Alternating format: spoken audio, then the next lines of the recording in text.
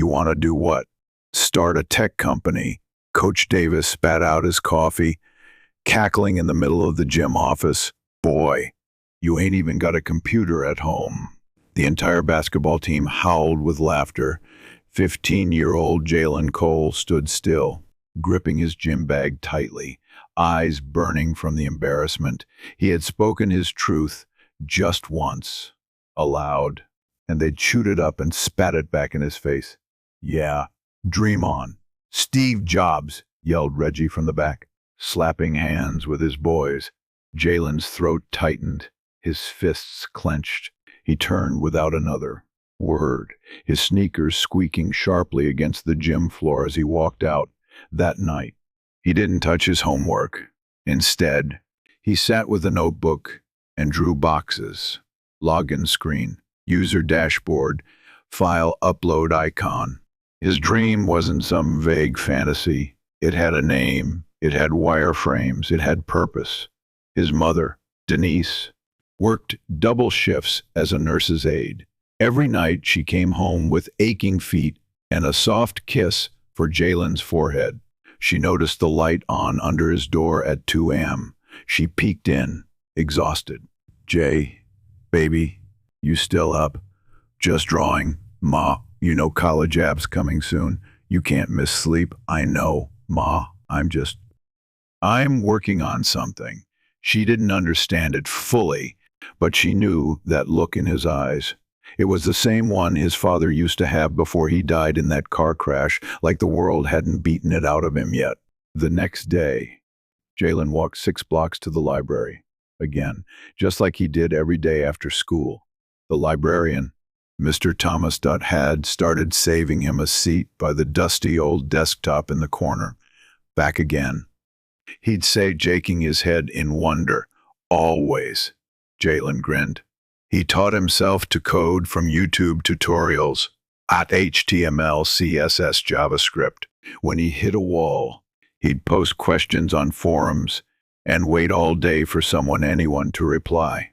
When they did, he studied their answers like scripture.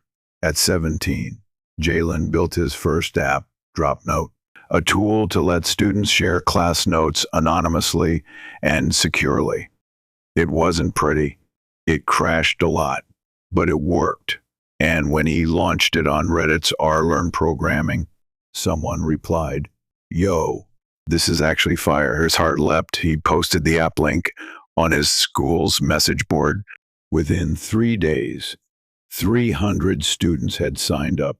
The principal called him into her office. "I want to talk about DropNote," she said sternly. Jaylen braced for impact. "It's brilliant, but we need to make sure it's not being used to cheat. Let's work together on that." He walked out grinning. They weren't laughing now. But college was another story. He got into 3 state schools. But the financial aid wasn't enough. He didn't tell his mom. Instead, he deferred. He told her he wanted to work a bit before college. She believed him. Secretly, Jaylen had already started something new, BridgeLoop, a project management platform made for minority-owned small businesses. "Why not Asana or Slack?" people asked. "Because those don't talk to us," Jaylen said. "They weren't built with our voice in mind." He DM'd over 200 small business owners on Instagram, offering them early access for free. 12 replied. 4 stayed. That was enough. He worked as an Uber driver during the day, building BridgeLoop every night on a $200 refurbished laptop. In his car, he kept a notebook full of ideas he scribbled down at red lights. One day, a venture capitalist named Priya stepped into his car. "You a student?" she asked. "No, I'm building a startup." "Really? Tell me." He hesitated, then launched into the pitch he'd practiced 100 times. By the time he dropped her off, she handed him a card. "Email me. You've got something here." He did. She invited him to pitch her firm. The conference room was all glass and chrome, filled with clean-shaven white men in Patagonia vests. Jaylen, in his thrift store blazer, took a deep breath. His hands trembled. Then he spoke. "This isn't just another productivity tool," he said. "This is a platform to empower communities who've been overlooked by traditional tech. Bridgeloop understands their rhythm, their needs. It speaks their language." Silence. "Then, interesting," said one of the partners. "They gave him $150,000. So he cried on the bus ride home. He hired two friends, Tamika, a designer, and Jordan, a back-end dev who had dropped out of Messier IT. Together, they rebuilt Bridgeloop from scratch. Within a year, they had 10.00 users, then 50.00, then 200.00, then TechCrunch called, then Forbes, then Oprah's team. People started saying, "We always knew Jaylen was going to make it." The same Reggie who laughed at him back in high school. He messaged him on Instagram. "Yo, bro, I knew you'd blow up. Can I send you my resume?" Jaylen didn't reply, but he did screenshot it. At 25, he closed a $40 million Series B round. He bought his mom a house, a big one, with a garden. She cried for an hour. One day, he stood on stage at Afrotech in a crisp black suit. Behind him, the words flashed on a screen, "Bridgeloop, from one dream to a movement." He looked out at the sea of black faces, young coders, founders, dreamers. He paused. "I was 15 when I told people I wanted to start a tech company," he said. "They laughed hard, told me I couldn't, that I didn't have a computer, that I didn't have a chance. But I had something they didn't: belief. I believed in myself when nobody else would. And that's what kept me coding at 2 a.m. in a library full of dust and broken keyboards." He held up his hand. "Let them laugh. Let them mock. You just keep building." Roars of applause. By 29, Jaylen Cole was worth $1.2 billion. Forbes crowned him the relentless visionary. He wore a gold ring engraved with 3 words, "Let them laugh." And every now and then, he'd drive by his old high school gym, park his Rolls-Royce quietly across the street, and remember the boy with the dream, the one they laughed at, but never again. "You want me to come speak at the high school?" Jaylen repeated into his phone, stepping off the elevator of his downtown office. Southridge High, the same one where Coach Davis laughed in my face. "Yep," said Jasmine, now a program director at a local youth mentorship nonprofit. She was 2 grades above Jaylen in school, and one of the few people who never laughed. "They're doing a series on alumni success stories." I thought, who better? Jaylen paused. The marble floors of his penthouse lobby echoed under his shoes. He glanced out the window. The skyline gleamed. It was his now, all of it. "Set it up," he said, "but I'm not sugarcoating anything." The auditorium was packed. Students fidgeted. Teachers stood at the sides. Coach Davis sat in the back, older, heavier, his once booming voice now quiet. Jaylen stepped up to the podium in a sleek, dark gray suit. His chain was subtle, his presence undeniable. He looked around. "I used to sit right there." He pointed to the 3rd row. "And I told everyone I was going to start a tech company. YLL, know what happened? They laughed." A girl mumbled, "They laughed." Jaylen said, nodding. "They said I was too poor, too black, too dumb, too much of a dreamer, too much of everything except realistic." He scanned the faces. "Some of y'all might be dreamers too. Maybe you write lyrics in the back of class. Maybe you build apps on cracked Chromebooks. Maybe you draw shoes or design clothes or have ideas that nobody gets. You know what I say?" He leaned closer to the mic. "Good." Silence. Then scattered claps. Then more. He shared the story, the gym humiliation, the library marathons, sleeping in the back of his Uber during breaks. He told them about Priya, the investor, about turning down millions in buyouts because Bridgeloop wasn't for sale. You build something for your people, he said. You don't sell it for crumbs just because you're scared that might be the only offer. Afterward, students swarmed him. Phones out. Questions rapid fire. How did you learn to code? Can you check out my prototype? Will you invest in black startups? Coach Davis approached last. His eyes were misty. I was wrong, Jaylen, he said. Back then, I didn't see the vision. But you proved us all wrong. Jaylen extended a hand. Nah, he said calmly. I proved myself right months later. Jaylen stood in front of a live studio audience. On The Daily Show, the host grinned. You turned down a $400 million acquisition deal. Jaylen laughed. Yep. Why? Because I built Bridgeloop to empower, not to exit. That offer would have gutted the mission. Cut jobs. Changed our voice. That's not what I'm about. Social media exploded. Hashtag BridgeLoopBoss trended for days. Articles poured in. The billionaire who said number why, Jaylen Cole, is the future of tech. From library kid to empire.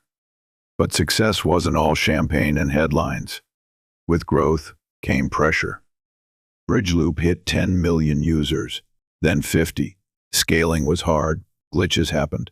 A data breach exposed limited user info emails and task names.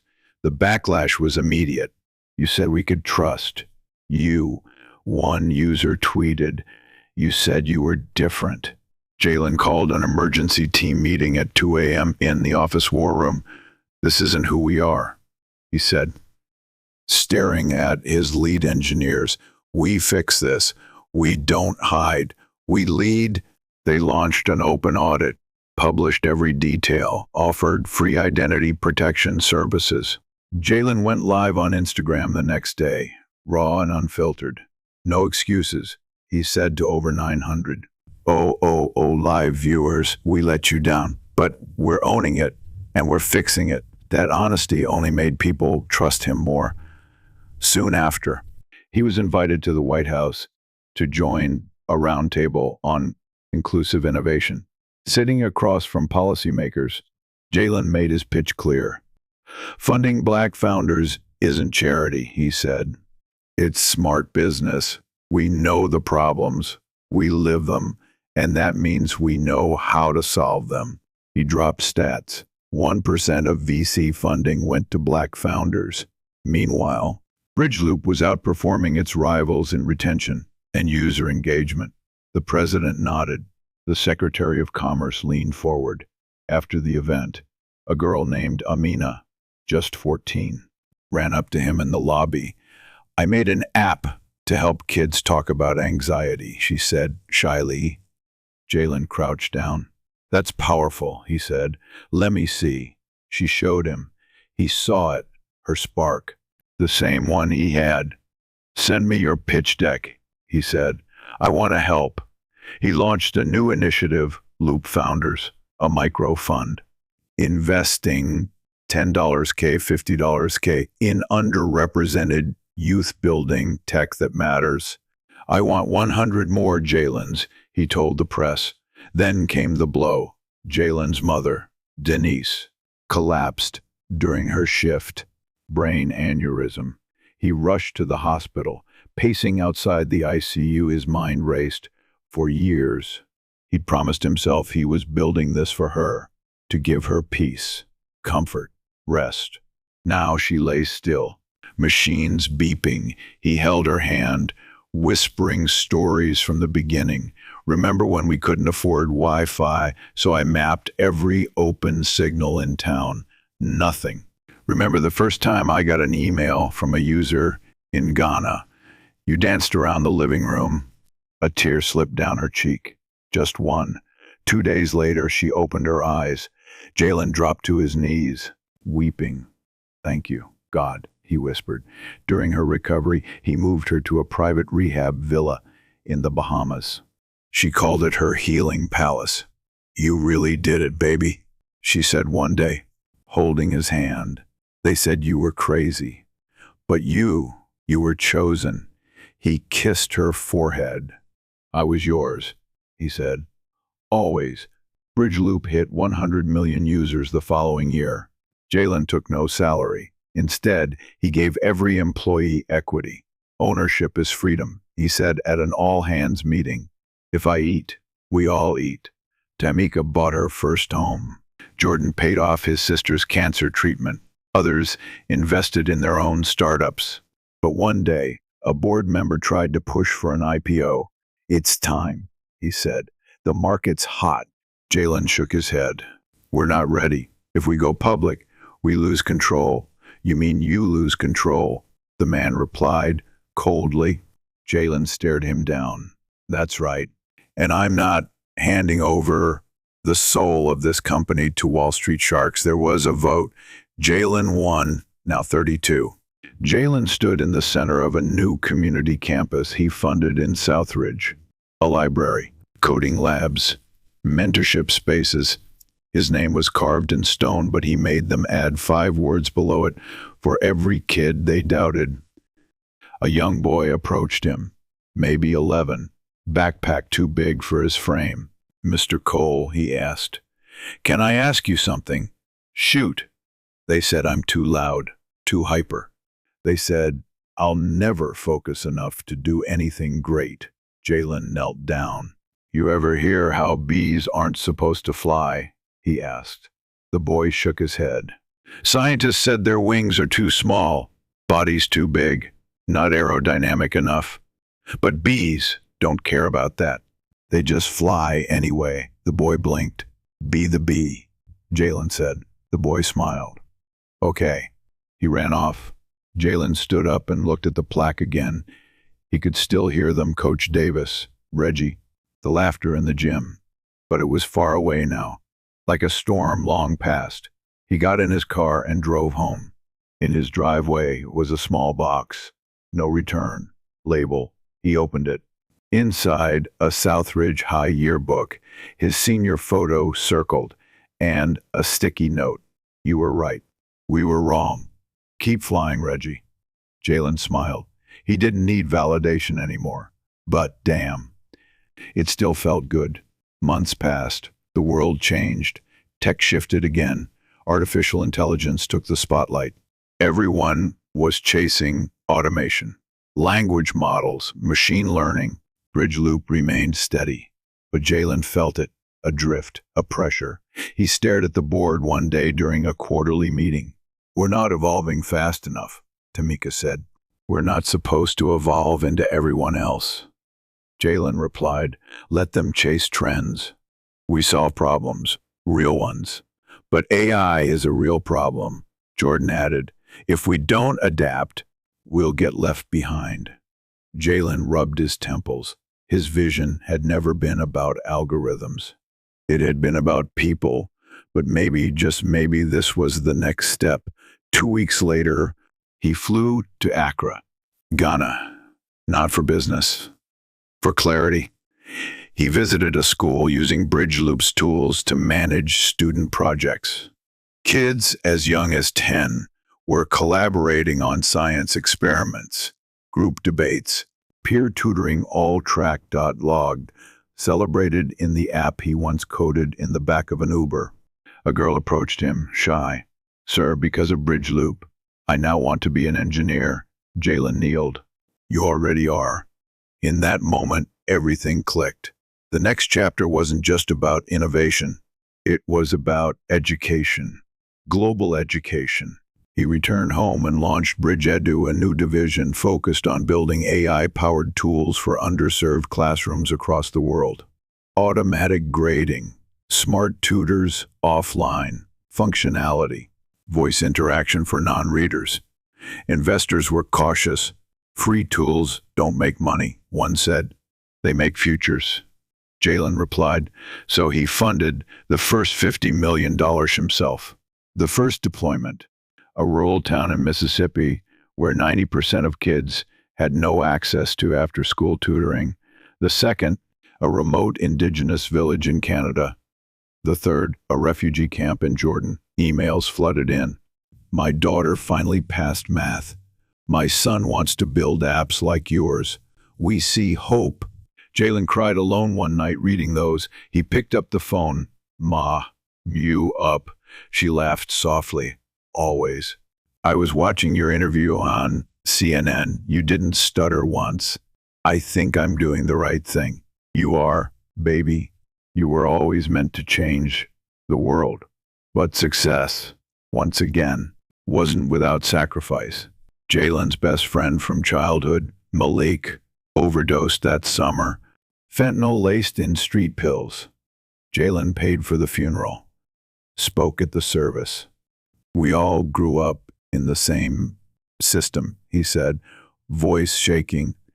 Some of us make it out, some don't. That's not talent, that's trauma. That's lack of access. That's the cost of inequality. After the burial, he called a meeting. We're launching a new program, Bridge Recovery, a platform that connects at-risk youth with counselors, job mentors, and rehab resources.